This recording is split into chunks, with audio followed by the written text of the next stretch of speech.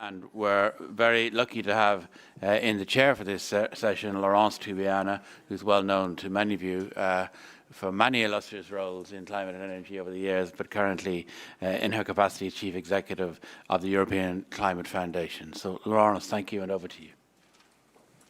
Thank you very much. Very honored to be here. In particular, as many of you have highlighted, it's so important to have all the actors together to talk about such a difficult transition we have to make. On one side of the emergency side and on the other side of the inclusiveness we need to ensure, because if not, it will not happen. So I think it's really, of course, we discussed, and it was really interesting to hear about how we get fair outcomes, how we get a just transition in terms of the distribution and the fairness. But I listen very attentively that the processes as well has to be fair. If not, finally, the outcome will not be that. And I think politicians and government officials are not omniscient. Have been in government, I know sometimes we have not the real view of the society. So those who best understand their own interests are the people themselves. So I strongly believe that when we trust in people to determine their own future, it works. When you don't trust them, then you have problem, conflict, misunderstanding, and even really frustration.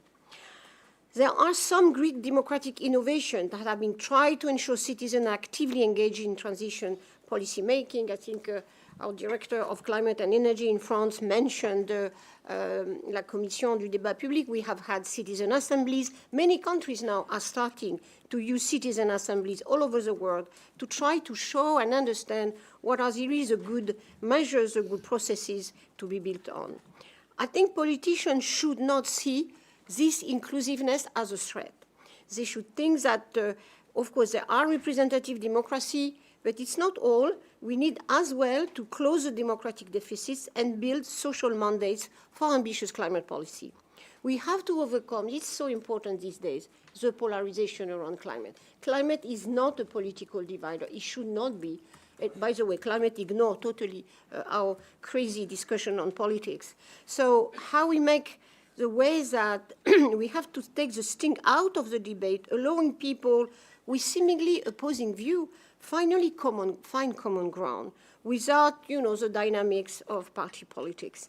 And I can tell you many studies we are doing in all over Europe and all over the world shows that there is a common thread within many countries as society thinks that really environment transition, the ecology is a unifying factor, not a divisive factor. But of course, everything depends on the way policies and politics are organized.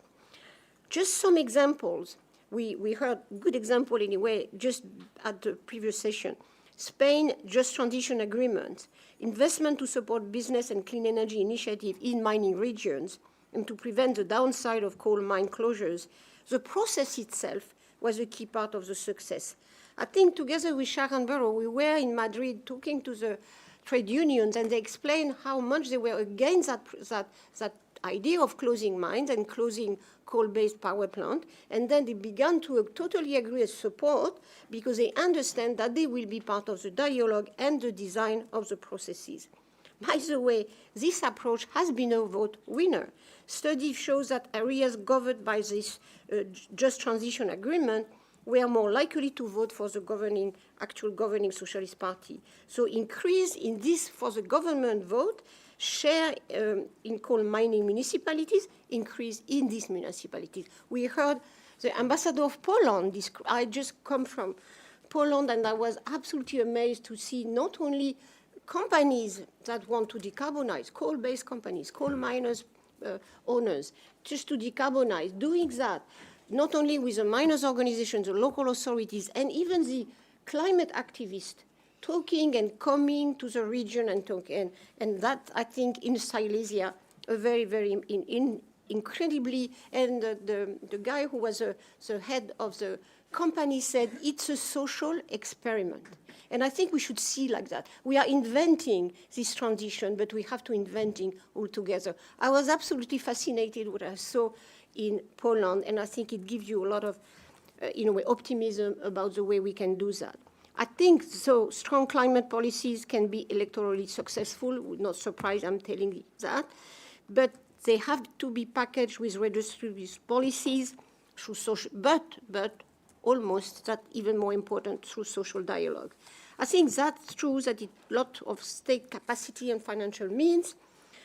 Developing countries, for example, need really financial support to do that because processes are costly in terms of knowledge and really capital of people, investing.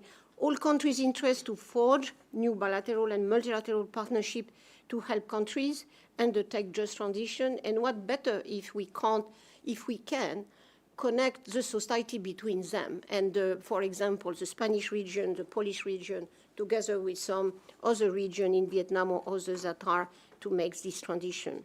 So I think in JETPs, it's famous Just Energy Transition Plans, which need to be improved to be truly effective, but we should have the social element of it, certainly. So very happy to be there. And now, and for the sake of the time, I will be asking keynote intervention of 5 minutes max, as you know, that's the rule. And the co-chairperson of the Presidential Commission on Carbon Neutrality and Green Growth Korea, Mr. Sang-Hyuk Kim, to take the floor. Thank you very much, Madam Chair.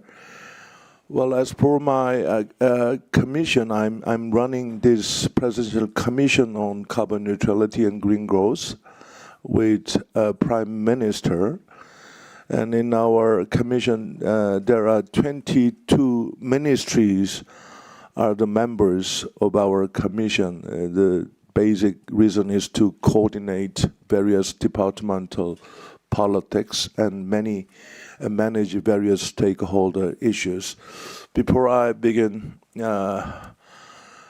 talk about Korean case, I'd like to thank Dr. Party Bureau and IEA for making this wonderful initiative. Since the Copenhagen Climate Summit in 2009, I have never missed any conference of the parties, including the last one in Dubai. And over those years, I have thought that who are the real parties? Conference of parties, according to the international law, it is basically the parties are nation states. But as you know, nation states are not designed to cope with this kind of common challenges like climate change. And in that regard, I think it is the people and the planet Earth which are ultimate stakeholders of this issue. So I really welcome this comprehensive social dialogue. Well, Korea, as you know, Korea consumes a lot of energy because Korea is a highly industrialized country. Korea is number 5 in terms of energy consumption among the IEA member countries. So it is very, very difficult for Korea to achieve, to go through clean energy consumption, clean energy transition, and go for carbon neutrality. But due to our maximum efforts to increase carbon-free energy source, such as renewable and nuclear, Korea last year is estimated to reduce its greenhouse gas by 4.8%. And the year before, 2022, we also decreased our greenhouse gases more than 4%. So what I like to say, well, the technology neutrality principle is really important. Last year, we also decreased fossil fuel-based power generation, especially coal-fired power generation, by more than 4%. But that is not enough. We are not where we need to be. So we need to have more comprehensive approach. So a few weeks ago, Korea, Financial Services Commission, our commission introduced a sort of scaled up green finance policies, which is to mobilize about $400 money by 2030. And we also identified key green technologies for net zero, including future generation energy storage system, and super energy efficient semiconductor, and we even tried to achieve AI-based climate solutions. But those are basically for businesses and industries. And to make people-centered approach, we need another efforts. For example, 2 years ago, our government introduced so-called net zero or carbon neutral point. That is to encourage Korean people to go for green life or green living. And every month, if you can use, instead of plastic bottle, if you use tumbler, and if you use mass transportation, if you use bicycles, you can get about $50 a month as a taking advantage of the carbon zero point, carbon neutral point. Well, that money is not enough, without doubt. We need to scale up that kind of incentive. But before that, more than 10 years ago, we introduced with financial companies, so-called green card. That is to encourage green consumption. So they get some incentive, and the green card account, the number of the green card account is more than 20 million, and the revenue created by that green card it's more than 5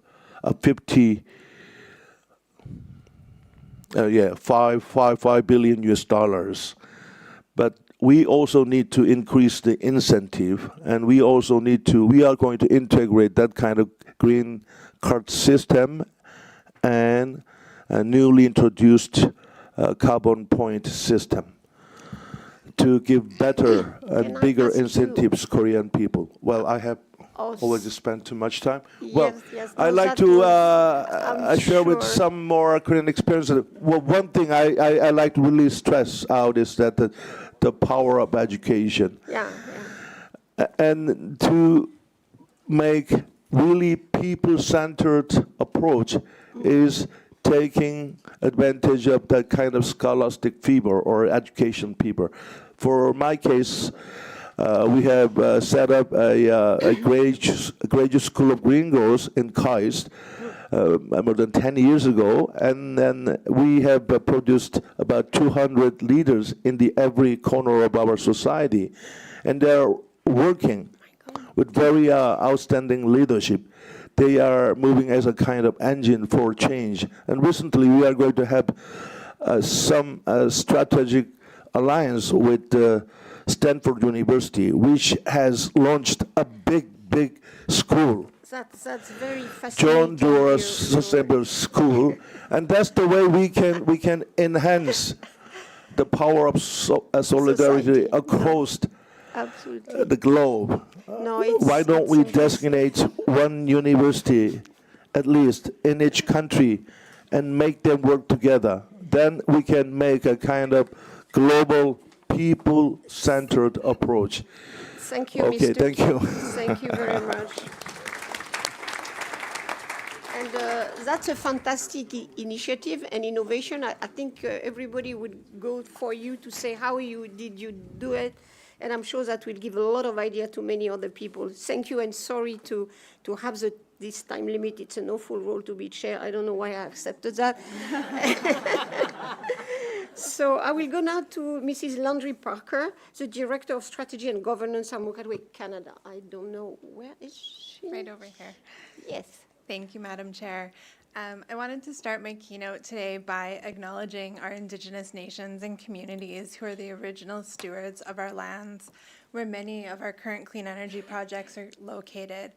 As we move through this transition, it will be their knowledge and leadership that will be crucial as we navigate.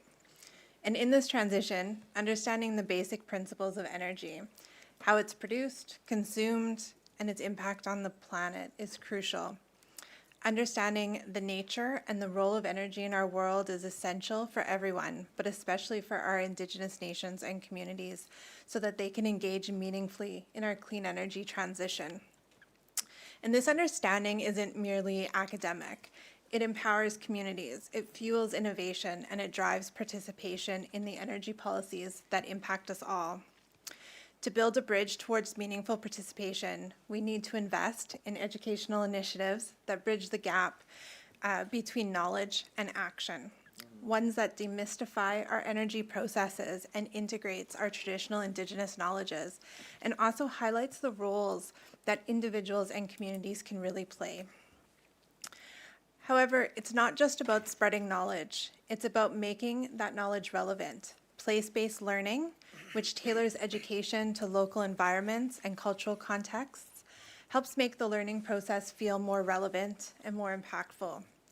When people feel seen and valued within these systems, their willingness to engage and participate skyrockets.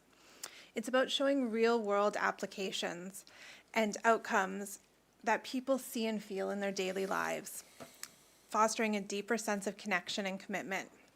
When people, especially those from our Indigenous communities, see the culture and environment reflected in the learning materials, their engagement and their retention of that information improves dramatically. But engagement doesn't stop at education. We must also focus on creating clear, actionable pathways for Indigenous communities in the clean energy sector. It's about creating opportunities that are visible and tangible. It's about Indigenous economic reconciliation. We need to include our Indigenous communities in the co-design of these pathways and clarify the roles and opportunities within them. This means collaborative project planning, targeted training programs, tangible economic benefits, ownership, and early inclusion in the dialogue about new energy projects. It's about turning the theoretical opportunities that we talk so much about into real attainable career paths and business opportunities that inspire and motivate involvement. In order to shape the policies that are truly inclusive, we need ongoing dialogue that doesn't just inform, but involves. Indigenous nations and communities must be co-creators, not just consultants in our strategies. We must foster environments where Indigenous voices are heard and heeded, and where policies are shaped by the diversity of the rights holders and stakeholders they impact. True co-creation involves continuous engagement and continuous adjustment. We need to ensure that our strategies evolve in response to community needs and insights. This inclusive approach isn't just the right thing to do, it's the smart thing to do. As we move forward, I want to remember that diversity and inclusivity aren't just buzzwords. These are words that bring strength, innovation, and resilience. These values are essential as we strive to create energy systems that are sustainable, just, and beneficial for all. Engaging a broad spectrum of society in our clean energy transition is not only a moral imperative, but also a practical one. Involving our Indigenous nations in particular brings some unique benefits. These nations and communities bring centuries of traditional knowledge and a deep understanding of sustainable resource management, which can greatly enhance our approaches to clean energy and guide us through this transition. This engagement must be continuous and dynamic, and it must ensure that every voice is not only heard, but also empowered to make a real impact. As we build these systems, let us commit to maintaining open channels of communication and collaboration and prioritize a sense of ownership and pride in our nations in the clean energy advancements that we achieve together. Thank you. Great.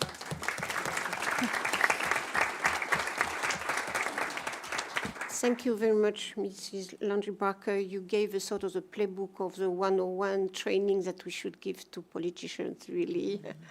It's just fantastic. They will scratch not their head on permitting and I don't know what if they were just doing the thing like you suggest. So thank you very much. It was very illuminating. I will ask now the Cardinal Michael Czerny, the first prefect on Dicastery of the Promotion of Integral Human Development at the Vatican. So please. Thank you very much, Madam Chair. Time is running out on climate change.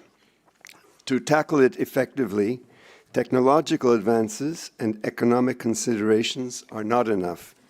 We need a people-centered approach with the active participation of communities and civil society. This participation needs to be integrated into the rapid construction of a fair, inclusive energy transition, leading to a decarbonized energy system. This people-centered approach has the potential to accelerate the transition away from fossil fuels. The spirit of social dialogue has to be at the heart of a people-centered energy transition. Consulting communities and civil societies on energy transition is an essential social dialogue in which stakeholders face complex issues related to energy and face them together. Although various governments have made significant steps in consultations with communities, it is crucial to move from participation to empowerment. That is, placing the communities, and more broadly, civil society, at the center of policy making and implementation. To attain this, governments should develop national strategic plans for people-centered energy transition. National committees are important through which government, businesses, and civil society movements can work together in a spirit of social dialogue and subsidiarity to find the effective solutions. A people-centered approach has to engage people as participants at the level both of energy production and energy consumption. It is not sufficient to focus on problems on the production side of the energy systems while ignoring the global problem of excessive energy consumption. In order for people to engage in energy consumption issues, platforms for awareness and exchange of ideas at all levels are needed, including policy experts and academics, industry leaders, and grassroots and indigenous communities. We must also rethink the technocratic paradigm denounced by Pope Francis in Laudato Si that has us consume and produce energy without limits and without considering negative impacts. The richest countries need to learn energy sobriety. The implementation of an effective energy transition requires a change in mentality, lifestyles, and models of consumption and production, and therefore investment in education, aimed at promoting a new pattern of integral human development and sustainability based on care, fraternity, and cooperation among human beings, and on the strengthening of the covenant between human beings and the environment, which should reflect the creative love of God from whom we come and to whom we are going.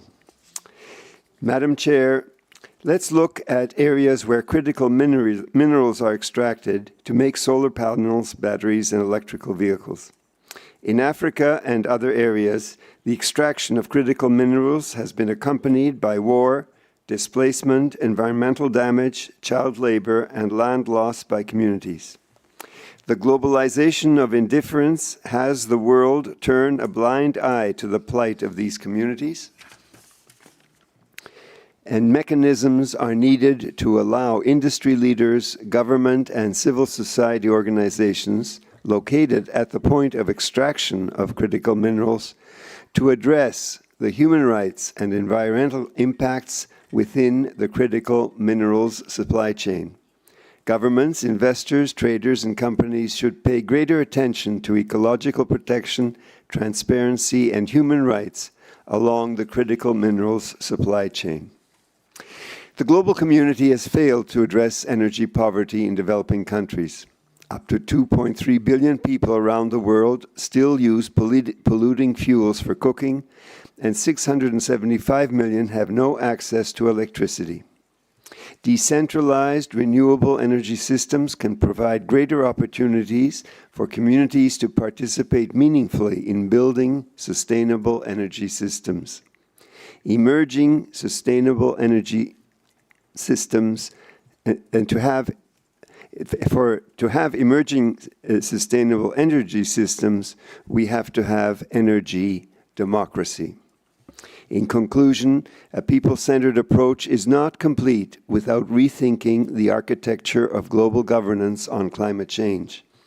The people-centered approach should have us reimagine an alternative structure for global governance on climate change based on multilateralism from below, as Pope Francis proposed in Laudate Deum.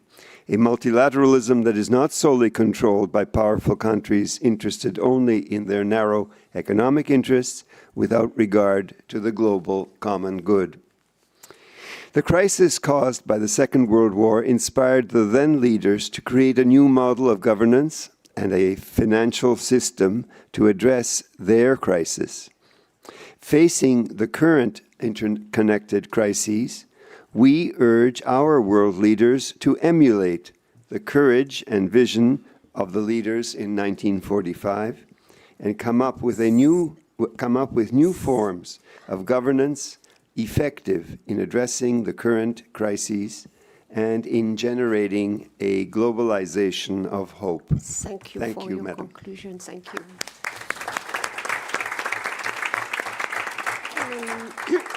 Thank you for tracking and making the arc between global governance and the globalization, the problem of extractive, system and the way the system works, and the local communities. I think that's exactly the picture we need to have in mind. I will now ask Rin Alaj, the member of the youth constituency of the SDG 7, who is here. Oh, thank you. Thank you, Madam Chair. Good afternoon, everyone. So in this session, we're asking the question, how do we engage with people as active participants of the energy transition? My friend Eduardo Avila from Revolut Solar put it quite simply yesterday. To engage people, you have to involve them. So now the question is, how do we involve them? Well, we're actually quite lucky because here with the Commission, we've been working on this issue for a couple of years, and specifically in my organization, the SDG 7 Youth Constituency, we've been working on meaningful youth engagement of youth in sustainable energy since 2021. And we actually drafted a white paper on this topic, and I will summarize 3 of the recommendations that we've made. 1. So when we are trying to gather inputs from youth or reach out and send information, entities shouldn't create new ad hoc youth bodies. They should use existing organizations and existing regional and global platforms. So whether this is the SDG 7 Youth Constituency, Student Energy, IEEE, Youngo, EN, there are many examples, and I'm sure that there is one that is relevant to any topic that you are facing. 2, the second recommendation is the effective co-creation with youth, including agenda and goal setting up to the event or the project, the formats, and the follow-up. So young people shouldn't be an afterthought. Like my colleague from Mokwate said, there should be early anticipated dialogue And we also want to know what happens afterwards. Why were some things implemented? Why weren't they implemented? The third point, recently we've seen many more entities in the energy sphere that are having youth-focused events. So we're really happy about that. We're very glad to be in sessions like this one that are focused on engaging young people. But also, we want to be in the other sessions. Well, of course, when we put youth in these formal and informal spaces just for the sake of discussing youth engagement, on one hand, yes, you can't. There is the slogan of nothing about us without us. We have to be there in these sessions, but we also have to be in the sessions where there are important decisions being made, or at least to have the outcomes of our sessions be streamlined into the main processes. To summarize, we want youth engagement and stakeholder engagement to be institutionalized, and we want the decisions to be streamlined into the main processes. Now, I'm sure a lot of you think that young people have this idealistic point of view that we want everything to be perfect. Well, I'm here to argue that we don't want you to be perfect in your engagement with youth and other stakeholders. We don't want you to be perfect, we want you to be exemplary. And what I mean by exemplary is that we want you to be an example for others and to pave the way for more meaningful engagements with different communities when it comes to the energy sphere. We want you to be exemplary because a good example may be flawed, but it is something that is worth being replicated. Thank you.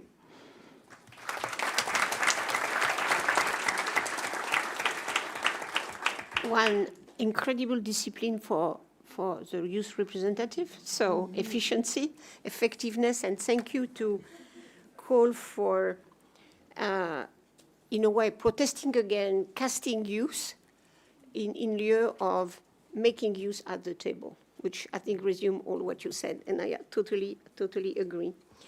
So we have gone through our keynote speakers. Now we open this very difficult moment where everybody wants to talk, but we don't have time. So, and again, I will regret deeply to have that role, but I'm not the only one. I have a lady that encouraged me at my side. So I will ask Christian Stenberg first, the Deputy Permanent Secretary of the Danish Ministry of Climate, Energy and Utilities. I must say that the Danish Ministry is one of the more active actors in the European, circles for putting climate and energy transition at the forefront. So I'm sure it will be super dynamic in his speech. Thank you. Thank you very much, Laurence, and thank you indeed to the IEA for relaunching this initiative on people-centered transition, which allows us to build on the work on the 2021 Commission, which the Danish Prime Minister co-chaired, and in which Dan Jørgensen was also very active, and he also looks forward to being engaged in this process, including participating in the Ministerial in Iguazu announced by Brazil earlier today. It presents an opportunity to go in depth into the recommendations put forward before and find out how can we find very concrete methods to implement these recommendations that we already have. And allow me to give an input on two more specific points. Lots of good points made throughout the day, and I won't repeat those. One point on design of policies that we have discussed. The energy transition contains massive potential for jobs. Denmark is a very good example of a country that has benefited greatly. But for energy ministries such as myself, the problem is that the benefits are not always equally distributed. And as energy ministries, we don't always have the policy levers to ensure the redistribution. The problem is really we have a lot of stakeholders around the table. That's very good, but I haven't seen any finance ministries or treasuries around the table. And at least in my country, they're the ones with the money. So what we've done in Denmark is that our modeling for economic policy has been reformed. It's now called the Green Reform Model, and it's the model that we use for all economic policies, and it integrates green social, growth aspects of employment that are all integrated. So very much speaking to the streamlined decision process called for by the youth representative. We are working on sharing knowledge about this in the coalition of finance ministers for climate action, and would also very much like to share the experience and the modeling in this context today. On the topic of inclusion, we are right now in Denmark in the process of transforming our agricultural sector. Now, energy sector is difficult. Agricultural sector is at least as difficult and potentially polarizing. But we right now have a green tripartite negotiation, including labor union, agricultural sector, industry organizations, and environment organizations, negotiating a greenhouse gas emission tax on agriculture. They are to put forward their recommendations for such a tax in the summer. So whether it's a best practice or a good practice to go that far in the inclusivity, we'll be able to assess when we meet again in Brazil in October. Thank you. Thank you very much. I was at the start discussing with OECD chief economist when you started that process, which is really, really remarkable. And I think we could now invite many ministers of finance to listen to that experience. Mm-hmm. So that's great. And you know, there is now a coalition of ministers of finance for climate. So I'm sure, of course, your ministry will be very active in it, as I saw in Washington. I will ask now our dear colleague from Iraq,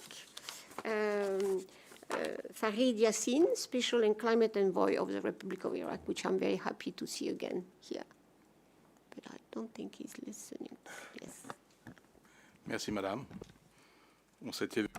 Thank you very much, Chair. We saw each other the first time at COP21, and I had applauded you. I'm really very happy to be here. I think my first time here was in 2012, when Fatih Birol asked me to talk to the IEA ambassadors, and it was a daunting experience, but I survived, so I'm still here. I'm the climate envoy of Iraq. Iraq is a very late comer to the climate change debate, even though we were present at Rio. But, you know, the regime we had over then, at the time, they weren't very concerned about the environment. And so we only adhered in 2009. And so we've inherited a lot of bad practices, which we're trying to get rid of. We're doing that really seriously, and I hope within 4 years' time, we will no longer flare. The point I want to focus on is what Fatih Birol stated earlier, which is equity. And I thank him for inviting us to come to this event. Equity between countries.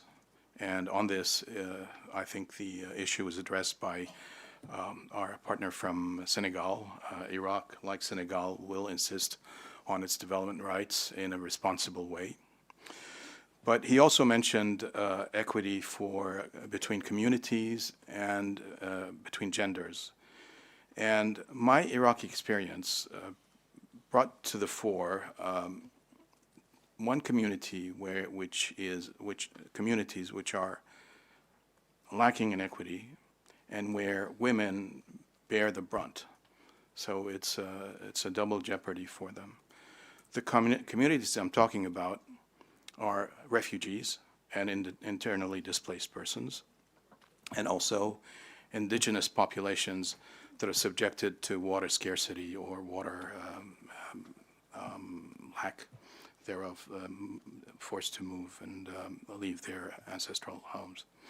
And I think there needs to be a concerted focus on prioritizing efforts to protect these communities. They were mentioned earlier. Actually, I wanted to make this intervention during the session on gender. But one example that I'd like to highlight, which I think bears generalizing, is the initiative that the IEA launched on clean cooking. I think this should be focused not only on Africa, but also wherever you find indigenous populations or especially refugee communities that will need this. And there are some institutions that are doing this. One I'll mention is the World Food Program. And so it might be helpful to sit down and bring all those institutions that are involved in similar projects to have a global project geared towards addressing the needs of these vulnerable communities. Thank you.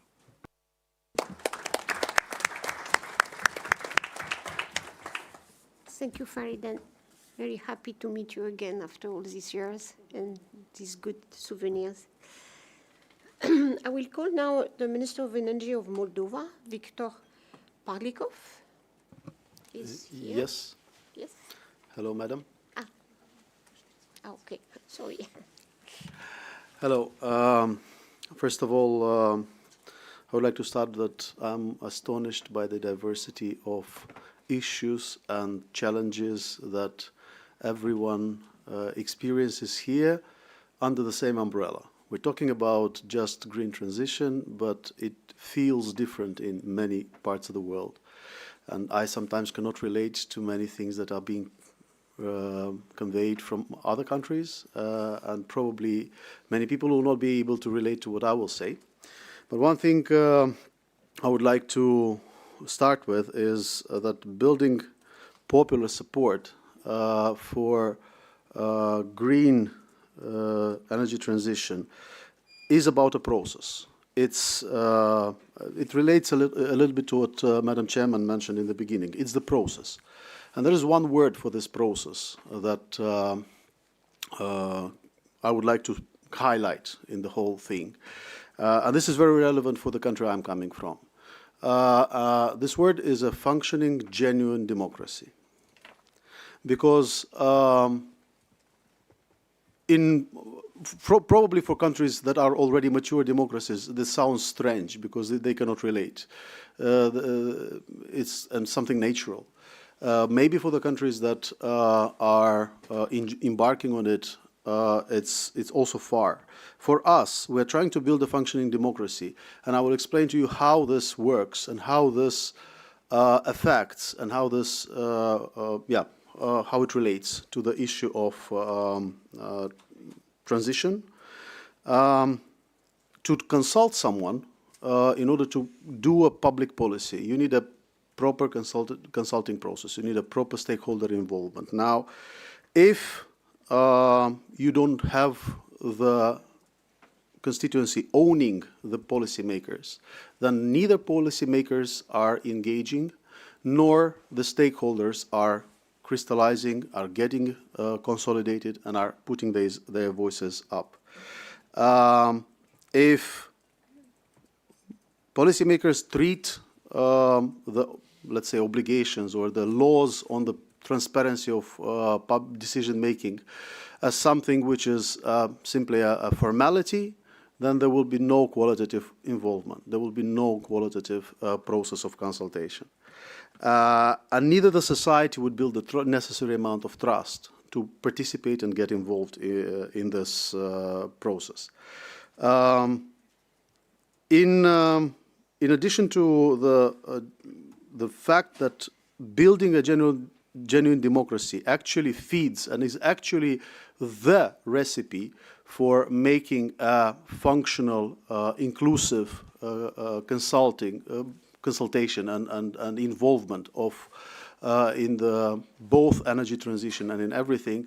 For me, for instance, is what I discern as the key element for our country. One other thing that has been mentioned already by several speakers in here, and I would just want to reiterate, and it's related to the democracy, is about education. It's not about one green transition. Someone mentioned we have multiple transitions, and these transitions make the whole thing extremely complex. And if we do not develop enough, if we don't have education, and if we don't develop enough critical thinking in the society, then neither democracy, even democracy, will not work, because that would eventually end up with a lot of populism, with a lot of poor decisions made based on the exploiting the ignorance of the people. I will stop here. Sorry for taking. Yeah, I didn't. I was planning for 5 minutes. Sorry. Thank you so much. And thank you to remind that one, democracy is a process. It's not a full-fledged democracy doesn't exist. You have to build it. And that for transition is absolutely essential. You know, sometimes in the climate community, we dream of very strong government that would, in a way, implement everything, and that would be good for climate. And that's exactly the opposite of what you are calling for, which is absolutely true. Thank you, Minister. I will call now the General Secretary of the National Confederation of Senegalese Workers, Modi Guiraud Uchato. Yes. Merci beaucoup, Madame. Thank you very much, Chair. My country, Senegal, since 2023, has been working with international partners, including Germany, Canada, France, the UK, and the European Union, in order to support efforts towards universal access to energy and consolidation of a low-resource energy system. We have been working very closely with our partners ever since we signed our agreement to share our concerns, but also our hopes. We want to ensure that funds are not loans, but rather grants. We also recalled the importance of holding consultations in order to enable social acceptation and to involve an inclusive social dialogue throughout the implementation process. As a trade union representative, we prefer action to inaction. We have focused on this throughout the energy transition process because there are a number of opportunities for employment in various areas. This is the case at the moment. There are a number of jobs that can be created, for example, in the field of transport, but also energy generation. We're also aware of the importance of having a coordinated approach at national level. And this is why Senegal insisted on creating a commission on climate change, bringing together representatives of the National Assembly, local representatives, ministries, companies, civil society, and trade unions.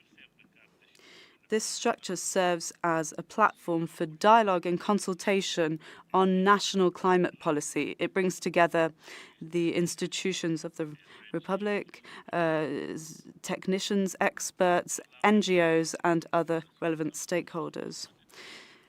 The National Confederation of Senegalese Workers, since 2021, has initiated a multi-stakeholder network with Friedrich Ebert Association. This is a platform for non-state players working on the environment. We are working at national level and at local and regional level across the country.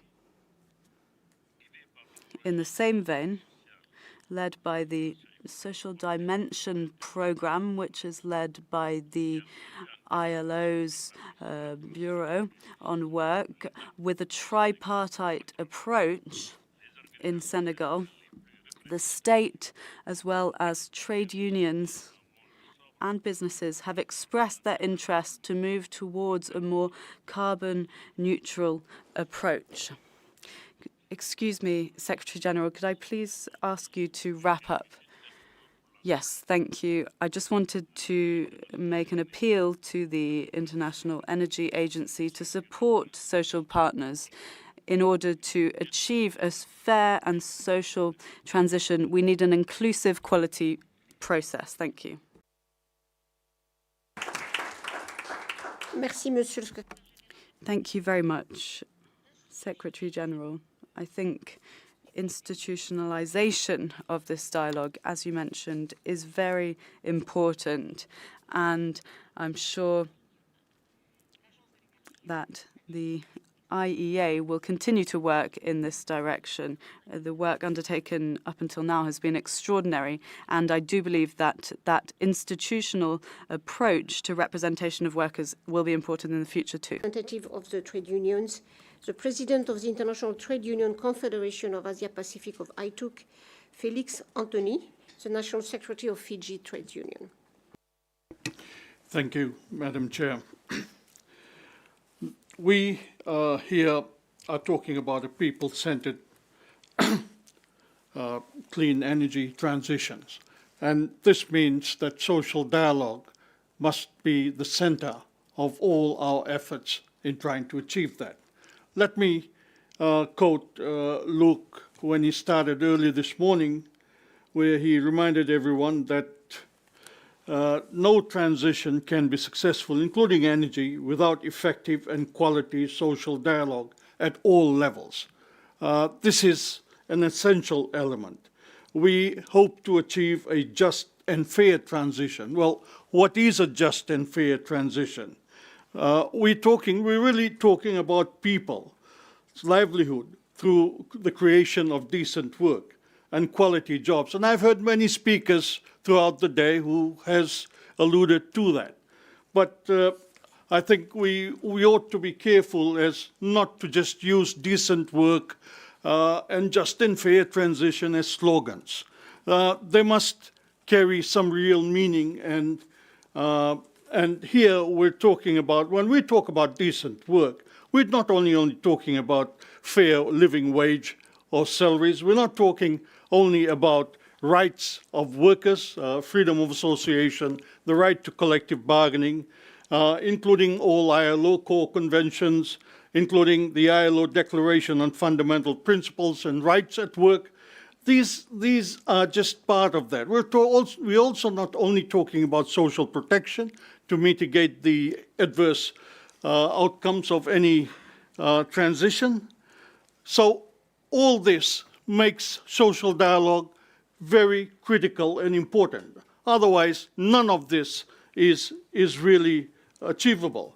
And quite often, I think that when we talk about these issues, I mean, we've been talking about decent work for more than a decade now, but it's still been a struggle. And I don't believe that we all quite understand what it means, really.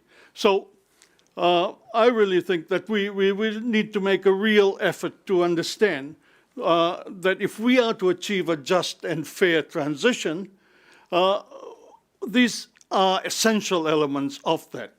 And let me just give an example. I'm the only one here from the South Pacific. From the continent I come from, Fiji, we have a tripartite setup, which we call the Employment Relations Advisory Board. But as part of that social dialogue, we ensure that we're not only talking to the labor minister here, we're talking to the finance, we're talking to the other arms of government that really needs to work together, to coordinate together, to ensure some real outcomes. Because quite often what we've found is that the finance minister won't really understand what we're talking about when we talk about ILO conventions and workers' rights, while the Minister for Labor would not quite understand that we need finances to ensure that we have some real outcomes in what we discuss. So I think it's important that when we talk social dialogue, that we have other arms of government that work together so that we can ensure that there's some real outcomes at the end of the day. Thank you. Thank you very much. I think this that to understand the participation and all the actors' involvement, that they need a whole of the government approach, with what you are insisting on, is really important. If not, if one branch only is there, so it doesn't make any difference. I will ask now the Director General of Energy Policy of Belgium, Nancy Mailleux, who I think is around. Yes, I saw her. Merci beaucoup. And let me first thank the IEA for organizing this historic meeting. As a member state, I can say that the IEA is ahead of many things, and I think with this meeting, you hit the nail again, so thank you very much for that. In the interest of time, I just want to highlight two best practices with regard to engaging people as active participants, the ones that we have in my country. And the first one is active engagement of citizens and others in the development of our national energy and climate plans. So in the process of these national energy climate plans, we had several roundtables on various thematic issues where we have involved different stakeholders. It's governments, industry, NGOs, trade unions, where everybody had the opportunity to come forward with future policies, ideas to take into account of the plans. The second best practice we have is citizen participation to attract private capital. And this is a thing that we have done in attracting private capital for the development of offshore wind in the North Sea. And so we have included the concept of citizens participation as one of the eligible and award criteria for the tendering process for offshore wind in the Princess Elizabeth Zone, which is the second offshore zone that we have in the North Sea. And applicants for this tendering, they are obliged to develop a citizens' participation plan in order to be accountable for the tender. And lastly, give me just the opportunity to inform you that we, as the EU presidency for the Council, that we will having the Energy Council on the 3rd of June, and the lunch debate will be entirely dedicated to citizens' participation. Thank you very much. Thank you very much. And again, a lot of what your government is doing on this is really exemplary. So. We have very small time left. I would try to combine two or three interventions before closing and giving to Executive Director, good afternoon, Fatih, the floor to make the big conclusion. And anyway, it's good because less people will hate me at the end if I have only 3 people talking. So I will ask now the Executive Director of the Pan-African Climate Justice Network, a very important network among the NGOs in Africa, Joseph Mitika Mwenda, and I don't know where I saw. Yes, thank you. Yeah, I'm here, Chair. Thank you, and afternoon. At the Pan-African Climate Justice Alliance and the initiative we run called African Coalition for Sustainable Development, for Sustainable Energy and Access, we believe strongly that a people-centered approach to the energy transition is crucial for addressing Africa and global unyielding climate and energy crisis. Securing public support for clean energy transitions is particularly crucial where policymakers must balance a complex interplay of realities: high level of energy poverty, the necessity to reduce emissions, the exercise of sovereignty over the region's abundant energy sources, and the urgent need for industrialization. With so many interests to satisfy, a diverse range of strategies and mechanisms is needed. Practical approaches to this challenge include strong political leadership to guide the transition with clear policies and regulations that foster investment and innovation in clean energy access and technologies. And then access to capital is also vital, as many have seen, as it makes funding available for public, private, and community initiatives to expedite clean energy projects. This includes grants and affordable loans for public and private donors. So, Chair, I want to mention some things which have not been mentioned. The issue of community engagement is quite important.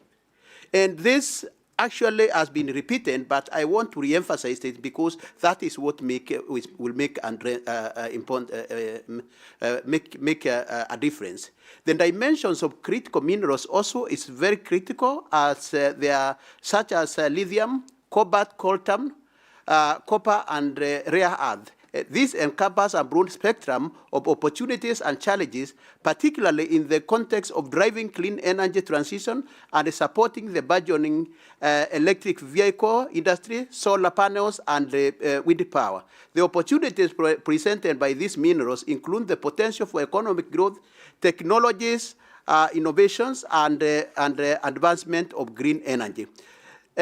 Chair, I know I'm constrained by time, but the question which we have been asking ourselves, how do we change the debate?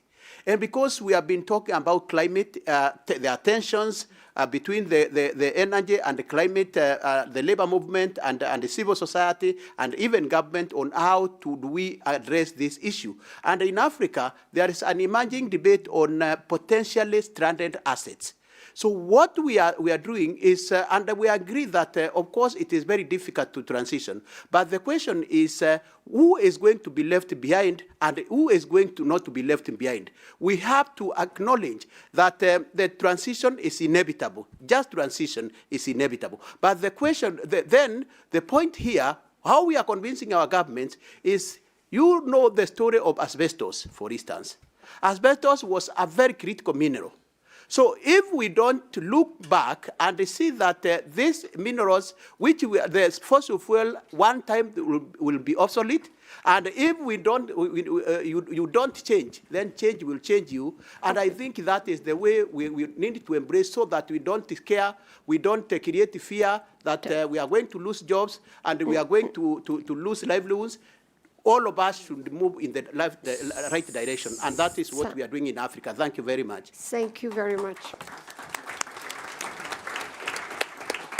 And I know you are doing an extraordinary job in Africa to put this real question on the table, and that cannot be ignored. And I hope that you will be listened to. I think I have a little bit of time. Well, I'm trying to squeeze one more intervention. I will ask Rana Adib, Executive Director of REN 21, and then Luc Triangle to close, and then we will close this session. So, Rana? Thank you very much. Yeah. And thanks for convening a diversity of players. I think coming from a multi-stakeholder network, it's great to see so many diverse voices and perspectives. I would like to start saying, like, if we want to assure a just energy transition and ensure and maximize positive social impact, we actually need to make sure that the transition is happening. And today we're in a situation where in 2023, not even half of the installed capacity for renewable energy have taken place compared to what we should have installed. And I think it's really something that is important to remind ourselves, because it means that we don't have a choice than accelerating the pace on making the transition happen. In the current reality, I think it's also important to recognize, and we have heard many examples in the sessions before, that it is obviously about a societal and a social change, but it's also an economic story we need to win. And we need to make basically the transition an economic and a business case, and we need to make this business case to work. And this is not only true for economies that depend on fossil fuel, but it's true for all. We spoke about the indirect economic sectors, the energy consuming sectors. The whole economy globally has been constructed around fossil fuel. And that's a reality. We heard the reference to globalization. And very clearly, when we look at the social benefits, very often it is about the local benefits. It's about local content.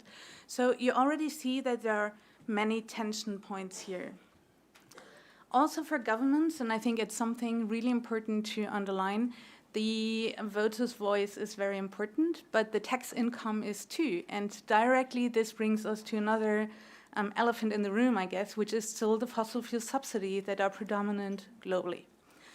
Now, how to address the attention or those different tension points, or I would like to just mention some. We have different tension points, especially when it comes to social value, which is between speed versus collaborative processes, scale versus environmental impacts, decentralization, local versus global, and also least cost versus high social and environmental value. And that's something that is already pointing us to the fact that if we're really honest, and that's a discussion we need to have, it's not only about the energy transition and societal transition, but it is how we integrate the social benefits into our economic values and systems and patterns. Now, integration is very important between sectors, between the different multi-level governance level. And again, coming from a multi-stakeholder voice, I guess, I would really like to underline how important it is not only what we put in place, but how we put in place. So it's really important to have those discussions like here, but go deeper to have like a hard talks around these tension points and have honest discussions. Thank you very much. Thank you very much. I will give the last words to Luc Triangle, the General Secretary of ITUC. Thank you very much. I will keep it really short.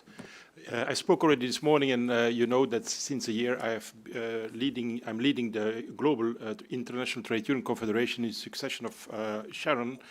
But before, I was in my previous life leading the industrial trade unions, and I have managed also the implementation of the Green Deal in the European Union and the way how we deal with trade unions and with social dialogue. And let me actually, because you asked for examples, I want to give you examples. The Green Deal affects in the EU 25 million workers in extractive industries, in energy-intensive industries, in automotive and so on. And I must say there was a lot, and there is still today, a lot of fear and uncertainty, because what does it mean for me, this transition? If I work in an internal combustion engine company, what does it mean? Because these engines are not needed anymore in the future. What does it mean if I work in a mine in Bulgaria or in another country?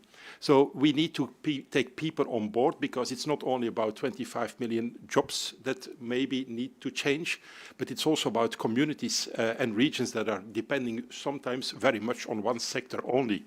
So throughout this transition, it's important that this as also mentioned before, that people feel completely involved. And it's not only about consultation, and I quote you now, it's also about co-creating. So the future needs to be co-created, the future needs to be co-designed.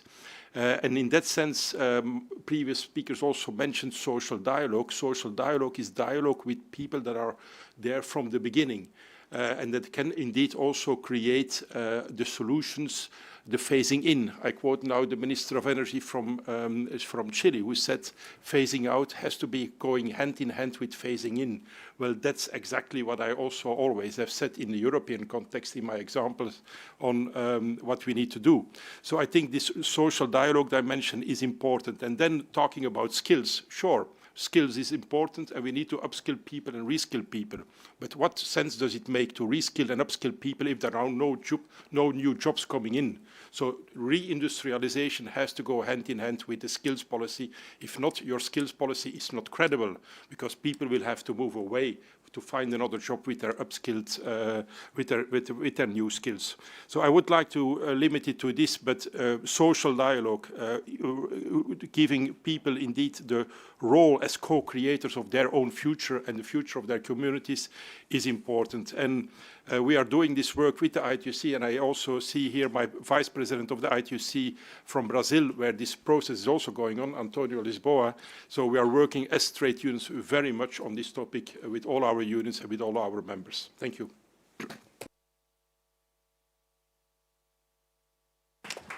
Thank you. I hope I have not offended everybody, but I was very happy to listen to all of you, not only now, but with the previous session. It was very impressive to see, first to IEA, I think I knew the International Energy Agency as an agency on, security of oil stocks. And now we have an agency that is talking and organizing a social dialogue. So that's pretty impressive, Fatih. I knew, of course, knowing you for many years, that you can do so many things, but this one is really an enormous step forward. I just want to thank you all. It was, I think, the key words I took away as ownership, involvement, empowerment, and not only participation, no casting, really people at the table, really, in a way, overcoming the reluctance of government really to install and organize.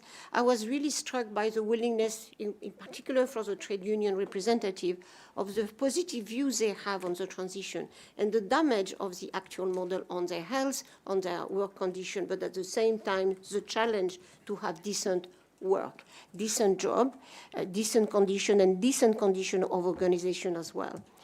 I think it was very interesting to see how finally the transition has to go hand in hand with a full-fledged democracy. And this is a process. It's not, of course, a given. And we have, of course, to fight for it. So, and finally, the idea that if we go from an extractive model based on fossil fuel to an extractive model based on critical mineral with the same power in the society, that would be a just transition at all. So I was impressed, happy, and really, I think, Fatih, you can be very proud to have in this building, in this organization, the capacity to gather so many different people. And there was a call for institutionalizing this dialogue, but I know that's your project. Thank you.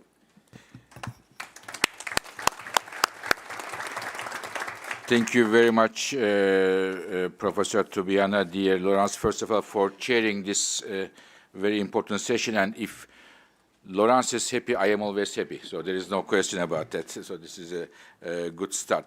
So, dear colleagues, thank you very much to all of you for participating in today's summit. And we heard many, many views, many, many thoughts. You may agree with some, disagree with others, but I think we all agree that there was a lot of diverse views. And for me, I know the energy world a bit, many meetings, many summits, different parts of the world, but this is a first in its kind. I mean, I have never seen that the governments, labor, civil society from all the continents, energy industry coming together and having a dialogue. So I think we are very proud, as Laurence said, to have started this initiative. As I mentioned this morning, in a few days we will send you a chair summary, what are our takeaways from this meeting. Just a few thoughts and then some follow-ups. For the first session, we focus on labor. I mean, we are such a fortunate organization that when we discuss the labor issue, we have the trade unions around the world representing over 200 million workers around the world. This is a major, very rich discussion. And we all agree, I guess, at least most of us, that how important it is when we talk about the clean energy transition to hear the voice of labor, always at every step. And it was many of the colleagues underlined the critical importance of a social dialogue to discuss the next steps, plans in terms of clean energy transition. Second topic was agenda. When I opened up this meeting, I said that for the IEA, equity is very important. Equity between the countries, within the countries, and between among the gender. So I think this was a very good discussion. We had several examples from different parts of the world. The gap between the gender, what kind of actions we have to take in terms of employment, skills, and of course our key topic here of clean cooking in Africa. And I am very thankful to all of the participants to highlight the gender issue and the actions taken and how we narrow and close the gap. The third session look at how we design the policies that the benefits of clean energy transition is felt by everybody, and especially those who need it the most, because, dear colleagues, we are hearing every day that as if clean energy transition is done for the elites. It's completely wrong, and we shouldn't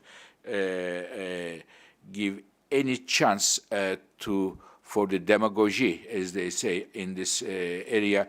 Clean energy future is for everybody, but we have to design the policies so that everybody does benefit from that. In that respect, as I told you, as a next follow-up, end of May, we are releasing a report on the affordability of clean energy transition, what kind of policies governments need to take to support the energy policies in terms of economic policies, fiscal policies, social policies, so that the vulnerable parts of the population, they are not negatively affected from the clean energy transition. So this report, I think you will see, it will have a lot of echo, and we wanted to do it release end of May. And our final session that was chaired by Professor Tubiana reminded us that the people should be fully involved in clean energy transition, both in decision making, this is our main concern, and also taking action. And this can only lead to better policies, better results, and full public support. This is a first, but this is a very good start, and you will see that our chair summary will go many addresses, and one of them is, as I again discussed this morning, to G20. Brazil is going to take it as a key issue.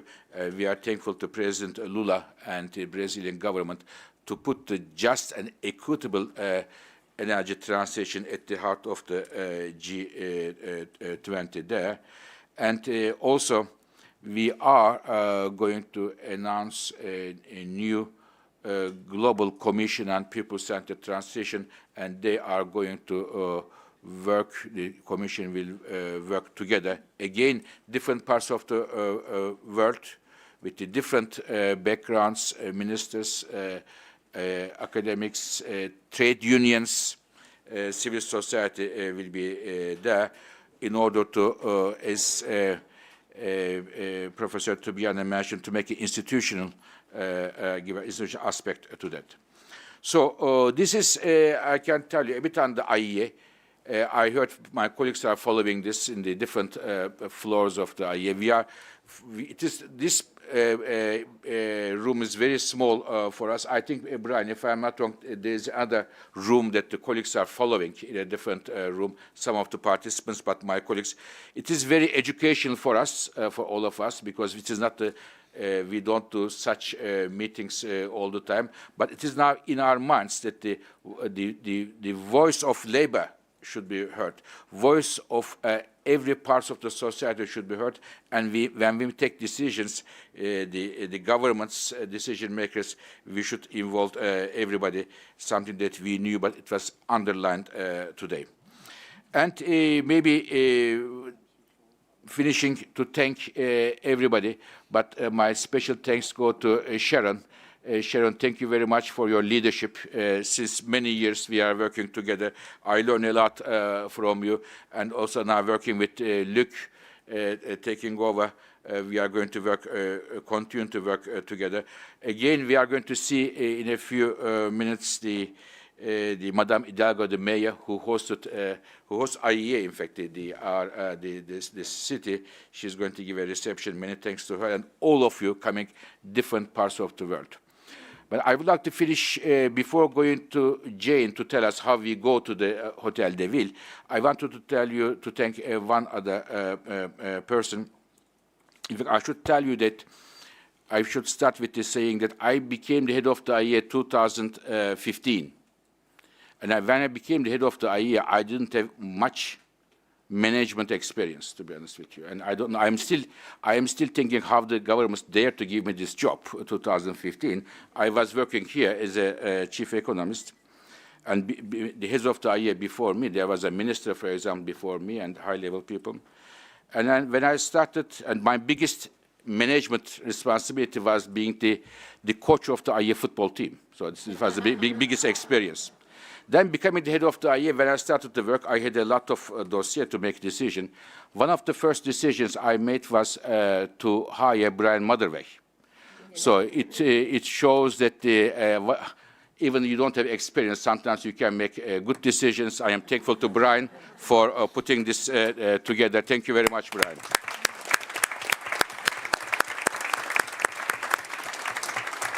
And thank you very much once again to all of you.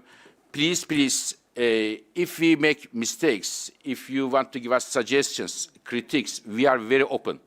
We just want to make a clean, equitable, and sustainable energy future. It is all our work is all about, and we are very 405 energy experts here, and they are very good experts, but most important, they are very good men and women working for a better world. Thank you very much, and we wish you all the best. Thank you.